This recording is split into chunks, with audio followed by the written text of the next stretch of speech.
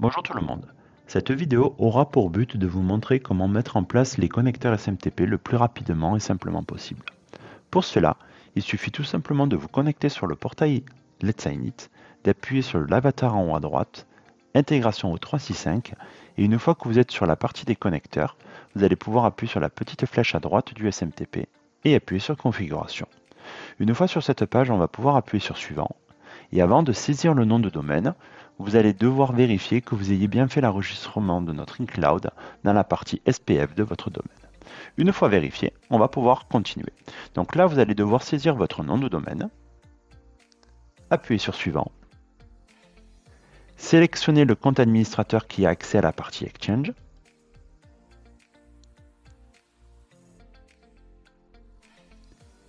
et une fois que vous êtes sur cette page, on va vérifier que le relais soit bien trouvé. Si le relais n'est pas trouvé, je vous invite directement à contacter notre support afin de paramétrer manuellement les connecteurs sur la partie Exchange. Donc là, pour l'exemple, le relais est bien trouvé, donc on va pouvoir continuer. Donc on appuie sur suivant, on copie le code, on le colle, on sélectionne le compte administrateur, et on appuie sur continuer. Une fois appuyé sur continuer, ça va créer automatiquement, via un script PowerShell, deux connecteurs et deux règles sur la partie Exchange. Donc là, vous allez pouvoir fermer cette page, aller directement sur la partie Exchange et aller dans flux de courrier,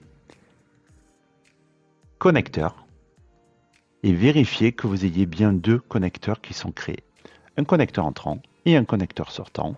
Et vous retournez là dans la partie règles et vous voyez que également deux règles est dorénavant créée. La plus importante est la seconde. Elle fait office de on-off, donc c'est-à-dire que vous pouvez activer, désactiver cette règle quand bon vous semble, et vous pouvez également modifier cette règle. C'est-à-dire que de base, la règle cible tout le domaine. Par contre, rien ne vous empêche de cibler que quelques utilisateurs pour une phase de test ou des groupes qui apparaissent sur la partie Exchange.